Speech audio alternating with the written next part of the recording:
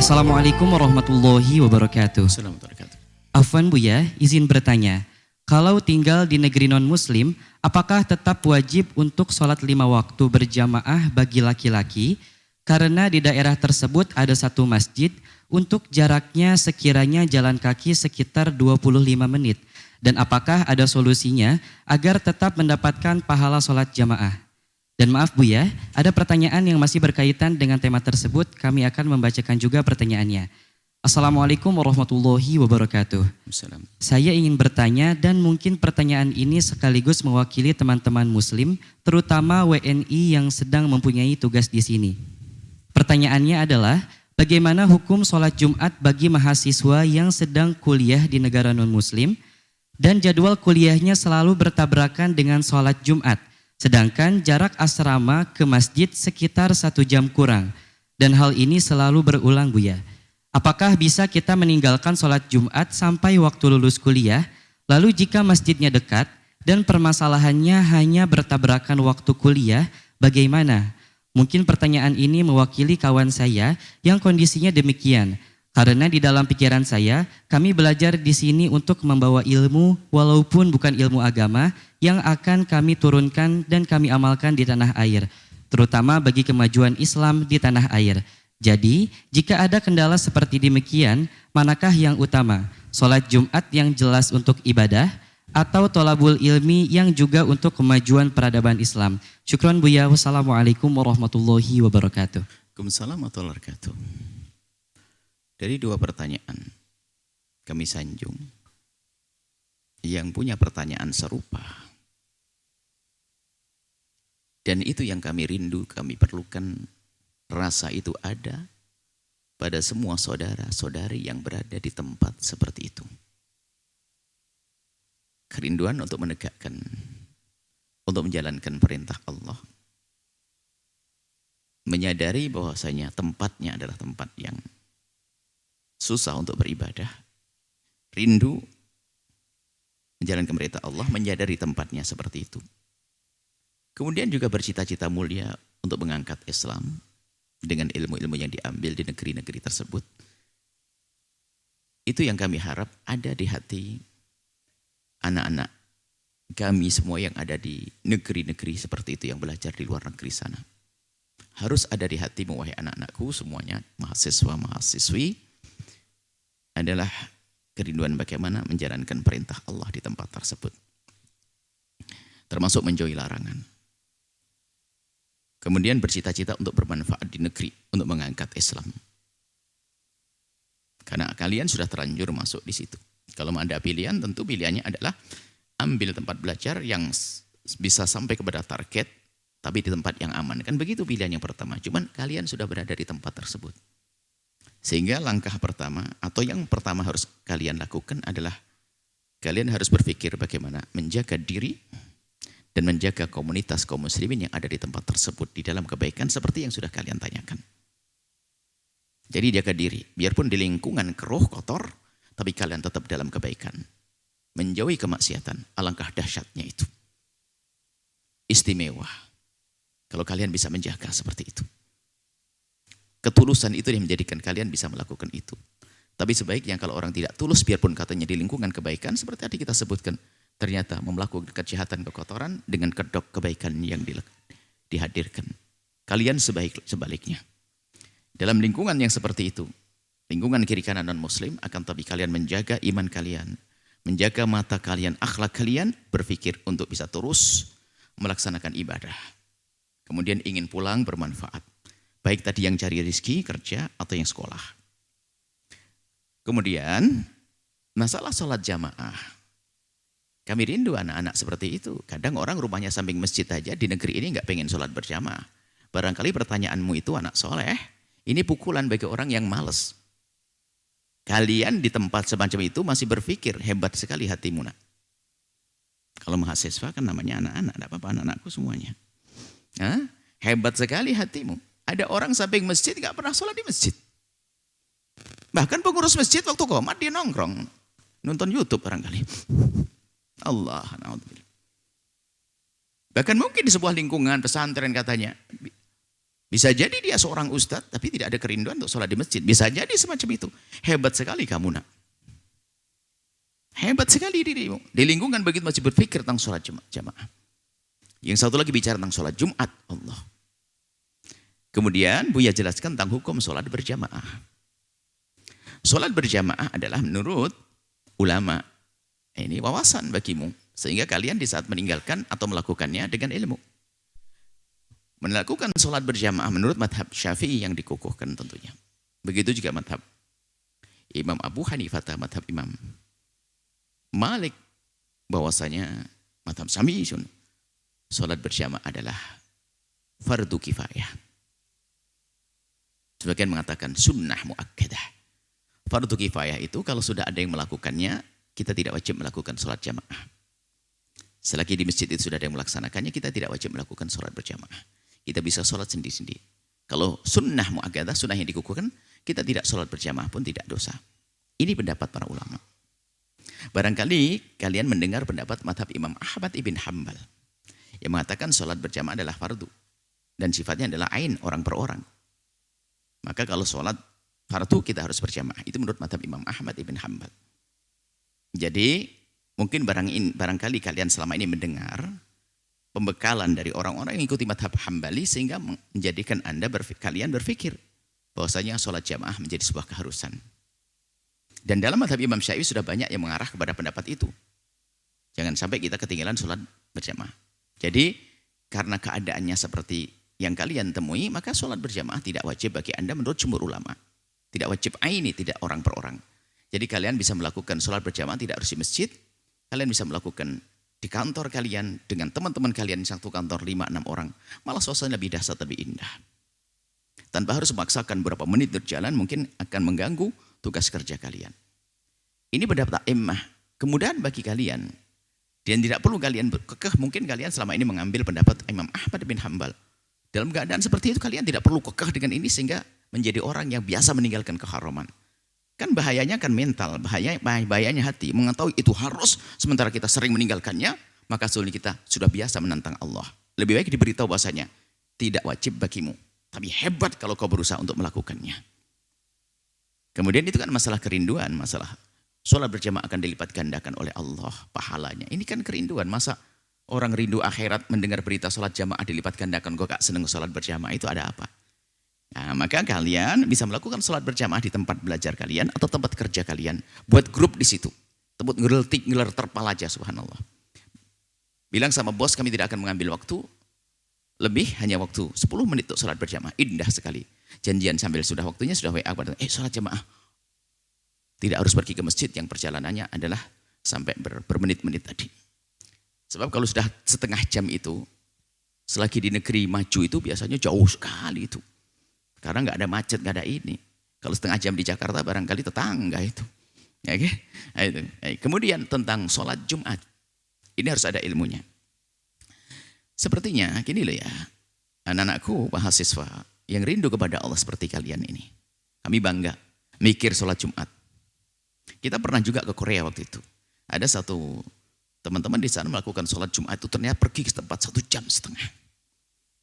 Kami sanjung hebat. Akan tapi kita beri pemahaman supaya yang tidak melakukan sholat tidak merasa biasa menantang Allah, melanggar Allah. Kita fahamkan.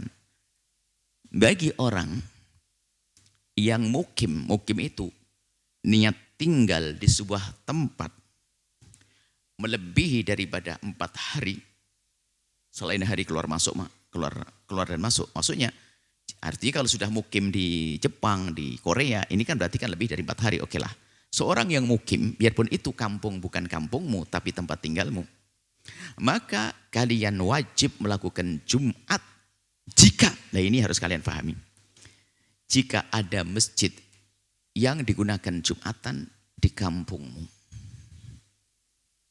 Di kampungmu sendiri. Jika di kampungmu tidak ada, di kampung tetangga kampungmu. Nah ini kampung ini mungkin pembatasannya kalau di Jepang kayak apa saya nggak paham. Kalau di negeri kita itu kita batas kecamatan. Baldah itu gambarannya ada polisinya, kapolseknya, ada kodinya, KUA, ada pasarnya. Skala tempat yang sudah tercukupi dengan 3 hal ini namanya baldah. Kurang lebihnya kecamatan. Tidak tahu kalau di kota maju, paling tidak di kampung kota, distrik apa begitu tertentu, mungkin apa sih istilahnya, kurang lebihnya semacam itu. Jika di kampungmu tidak ada, ngelompat tetangga.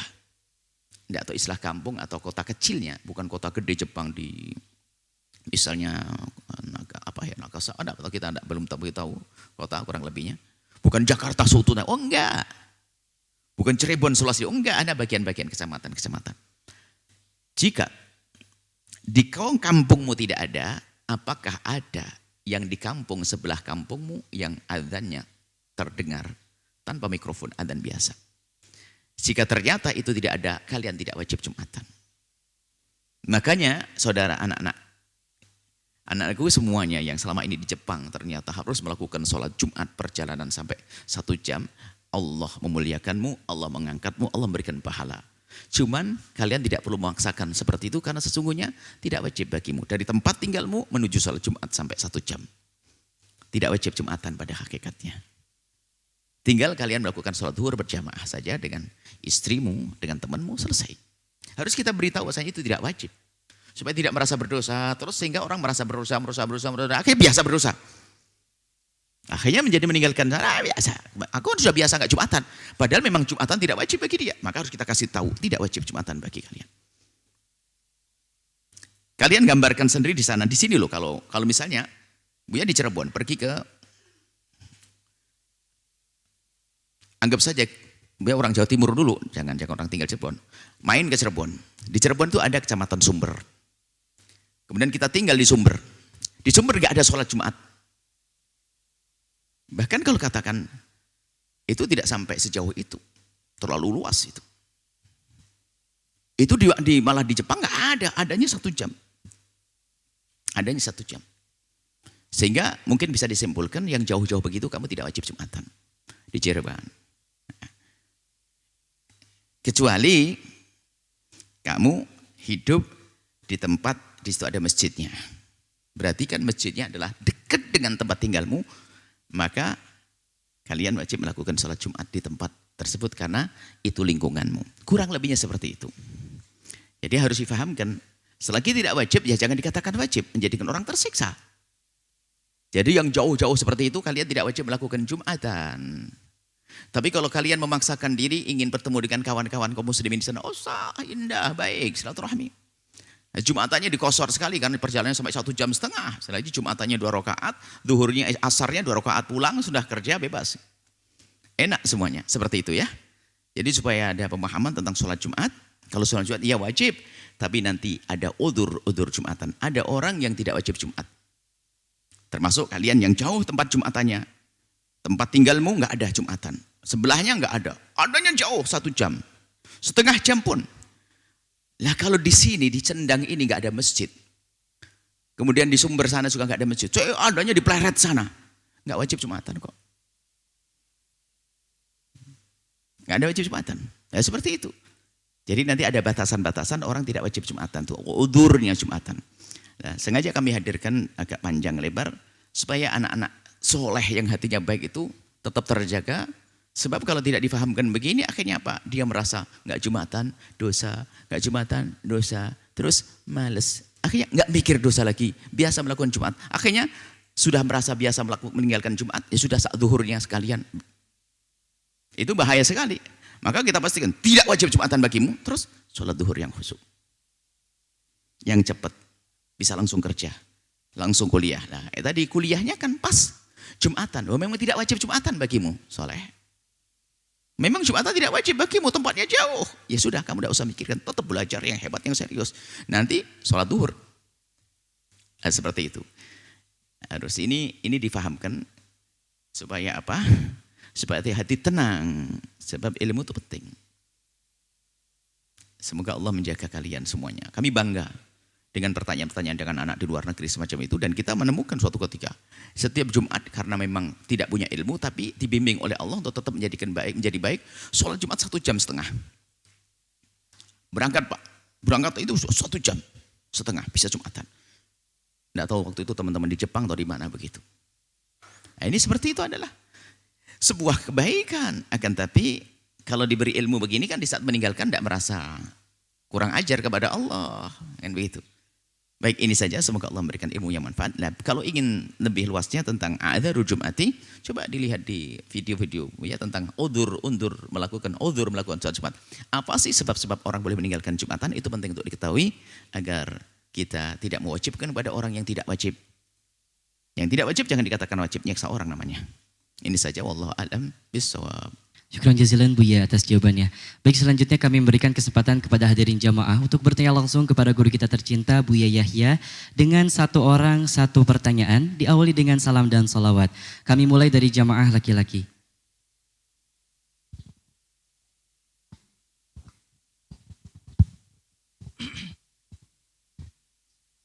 Assalamualaikum warahmatullahi wabarakatuh. Assalamualaikum warahmatullahi wabarakatuh. Allahumma sholli ala Sayyidina Muhammad wa ala ali Sayyidina Muhammad. Semoga Buya beserta keluarga senantiasa diberkahi oleh Allah Subhanahu wa taala, diberikan umur yang panjang dalam ketaatan serta sehat walafiat, dimudahkan segala urusannya baik urusan dunia maupun akhirat, terutama urusan dakwahnya. Izin bertanya Buya, beberapa waktu yang lalu saya pernah menyimak kajian Buya sama mengenai kewajiban melaksanakan sholat Jumat ketika kita sedang dalam perjalanan. Mohon maaf bila kami salah menyimak. Waktu itu Buya mengatakan ketika kita melakukan perjalanan sebelum sholat subuh berangkatnya kita tidak wajib melaksanakan sholat Jumat. Namun ketika kita berangkat melakukan perjalanan setelah sholat subuh, kita wajib melaksanakan sholat Jumat dalam perjalanan. Hal itu mungkin saja kalau kita menggunakan kendaraan pribadi. Namun ketika kita mungkin naik kendaraan umum seperti kereta atau bis, ketika waktu Jumatan kita masih dalam perjalanan dan tidak mungkin bis atau kereta itu berhenti, saya mohon penjelasannya, apa kita masih wajib melaksanakan Jumat atau bisa diganti dengan sholat duhur? Mungkin itu saja yang mungkin saya bisa tanyakan. Terima kasih atas jawabannya. Wassalamualaikum warahmatullahi wabarakatuh. Waalaikumsalam warahmatullahi wabarakatuh. Memang betul seperti itu yang ada di dalam mazhab kita Imam Syafi'i radhiyallahu taala anhu. Tentunya biasanya kami akan berikan jawaban, tidak akan kita hadirkan mazhab lain selagi belum dibutuhkan. Kecuali yang bersangkutan bertanya seperti ini, untuk kita hadirkan mazhab lain untuk memberikan solusi agar orang tidak bermaksiat. Di dalam mazhab kita Imam Syafi'i yang dikukuhkan berarti ada pendapat lain dalam mazhab Imam Syafi'i bahwa memang untuk mendapatkan kemurahan bisa meninggalkan sholat Jumat, seseorang itu hendaknya keluar dari rumahnya sebelum subuh tiba. Sebelum subuh tiba keluar baru boleh meninggalkan sholat Jumat. Dan bisa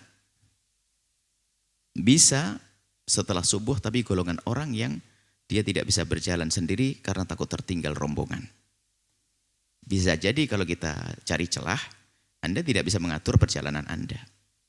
Anda ikut rombongan orang-orang yang mungkin mereka tidak wajib Jumatan, atau mungkin karena satu hajat. Sehingga kalau takut tertinggal rombongan, maka kita mengikuti sehingga sampai meninggalkan sholat Jumat. Jadi ada sebabnya kita bersama rombongan yang kita tidak mungkin melakukan sholat Jumat dengan rombongan tersebut. Ya kayak tadi yang Anda sebutkan, wah ini kereta dan sebagainya. Cuman lebih mudah lagi kita akan alihkan kepada mazhab yang lain. Oh ini bukan bab main-main kok. Seperti mazhabnya Imam Ahmad dan lainnya itu tidak harus syaratnya keluar sebelum sholat subuh. Tidak seharusnya keluar dari sholat sebelum sholat subuh. Ini kemudahan-kemudahan yang perlu kita hadirkan ya di dalam rangka untuk menjaga ibadah kita. Cuman jangan gampang menggunakan begini selagi masih bisa. Kita setia dengan mazhab itu juga penting. Kecuali memang debat di rumah, istri capek, suami akan mengatakan sebelum subuh, istri mengatakan ya ini belum bangun dedek dan sebagainya, sampai keburu subuh. Nggak usah marah-marah sama istri gara-gara Jumatan, sudahlah ikut mazhab Imam Ahmad. Ada sebabnya. Jadi yuk yang enak gitu. Jadi ilmu itu untuk solusi. Jadi mungkin Anda seorang laki-laki gampang banget. Istri tuh nyiapin baju Anda, mandiin anak, segala macam sampai telat subuhnya kan. Itu lalunya marah-marah, gara-gara mama sampai enggak usah marah. Sudahlah ikut madhab yang lain, gitu saja. Jadi ini adalah pemahaman untuk kemudahan. Memahami fikih madhab lain bukan untuk main-main. Yang menggunakannya untuk main-main tidak akan sukses beribadahnya karena biasa main-main. Tapi ini kan sebuah solusi. Keadaannya memang semacam itu. Atau sudah menyiapkan sebelum Jumat, tak taunya ya Allah harus sampai keburu subuh dan sebagainya. Karena persiapan belum sempurna dan sebagainya. Ya sudah. Gak usah kita kekeh dengan madhab kita Imam Syafi'i radhiyallahu ta'ala anhu yang pada akhirnya menjadikan sebab kegelisahan yang ada di dalamnya. Menjaga hati orang juga penting. Pun tidak melanggar keluar dari 4 madhab kok. Kan begitu. Jadi maksud kami adalah satu, tidak boleh kita main-main madhab. Tapi kalau ada celah untuk sebuah solusi karena permasalahan kita, bolehlah. Tentunya dengan petunjuk ulama, kayak hari ini sudah kami sampaikan dan kami nukil dari para ulama, selesai. Anda tidak usah bingung masalah seperti ini. Ya, Anda boleh keluar setelah subuh karena satu hal. Nanti ya sudahlah, meninggalkan Jumatan. Melakukan sholat duhur. Allah. Termasuk udur.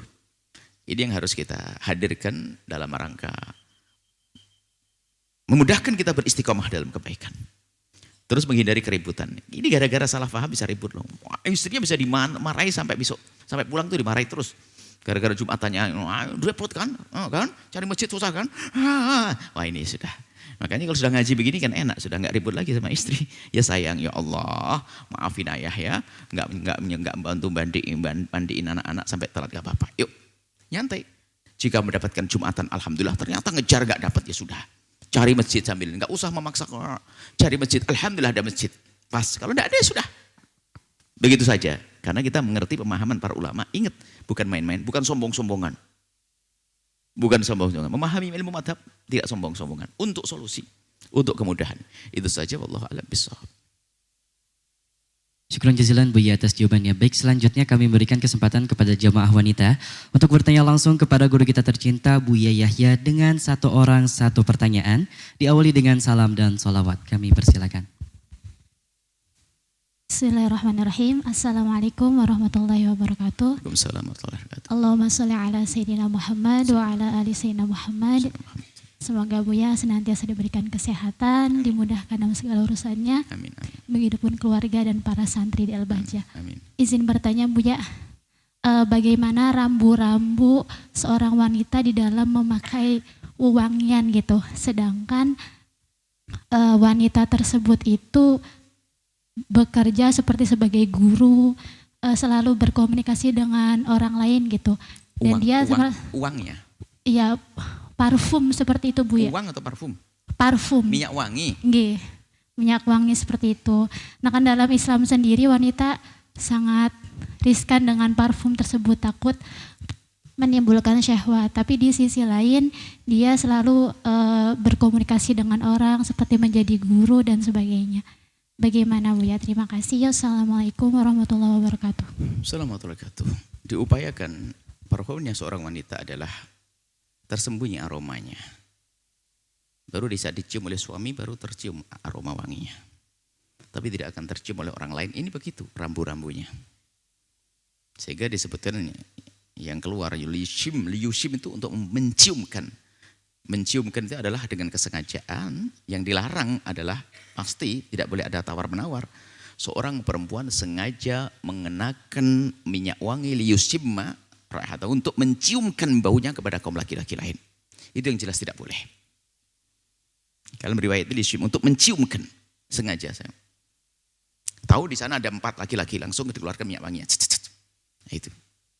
Tapi kalau seorang wanita ingin mengenakan minyak wangi tujuannya adalah untuk duduk dengan kawan-kawannya, apalagi menemani suaminya pakai bawa walang sangit sama jeruk nipis, gak enak.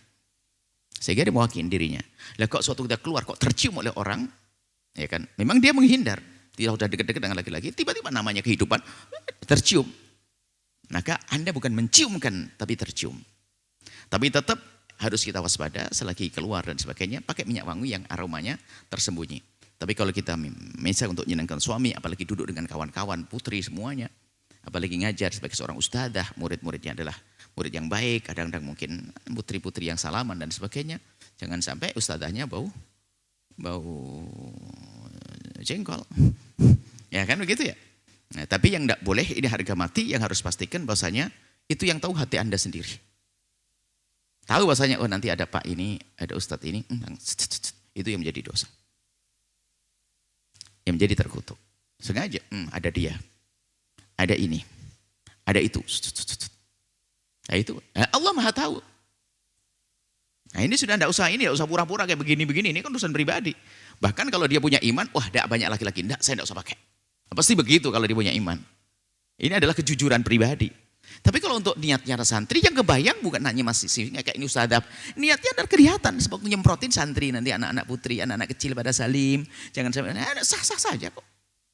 Tapi kalau sudah bayang ada lagi di gerdu itu biasanya biasanya ustadz itu ada di sana kan. Nanti saya akan ngadep kepada mudir. Ini khianat. Seperti Yushim ini menciumkan baunya. Jadi pastikan jika ada yang pakai minyak wangi, jangan dengan lintasan tersembunyi halus ingin menciumkan baunya untuk laki-laki di luar. Hati-hati. Tapi wangilah dirimu untuk dirimu sendiri, wangilah dirimu untuk teman-teman perempuanmu, wangilah dirimu untuk anak-anakmu, wangilah dirimu untuk suamimu. Tapi jangan sampai wangi dirimu adalah untuk orang ajnabi. Itu adalah urusan pribadi sekali. Dan kalau sudah pribadi aman, Allah Maha tahu. Oh berpura-pura mah bisa saja. Astagfirullahaladzim, astagfirullahaladzim. Astagfirullah gimana terlanjur wangi ini. Padahal waktu pakai minyak wangi sadar ya. Nanti bakal temu laki-laki. Bakal ditambah lagi. Biasanya 3 jadi 6. Allah Maha tahu ini kejujuran pribadi. Seorang hamba. Seperti itu. Yang mutlak adalah liyushim untuk menciumkan bahunya. Karena laki-laki itu. Kalau anda wangi-wangian namanya manusia. Diajarkan dia wangi kok keluar tiba-tiba. Kecium laki-laki. Bukan anda sengaja menciumkan aroma anda ke dia. Seperti itu. Ini harus difahami. Semoga Allah menjaga kemuliaan wanita-wanita mulia. Kemudian juga jangan sampai membuat laki-laki terfitnah dengan aroma-aroma semacam itu. Dan kaum laki-laki juga sama menjaga diri, menjaga mata, menjaga hidung, menjaga telinga dari menggoda syahwat kita. Allah alam bisawab. Sahabat Al-Bahjah TV, setelah menyaksikan video ini, jangan lupa bersolawat kepada baginda Nabi Muhammad. Shollu ala Nabi Muhammad. Allahumma sholli alaihi wa ala alihi wa sahbihi.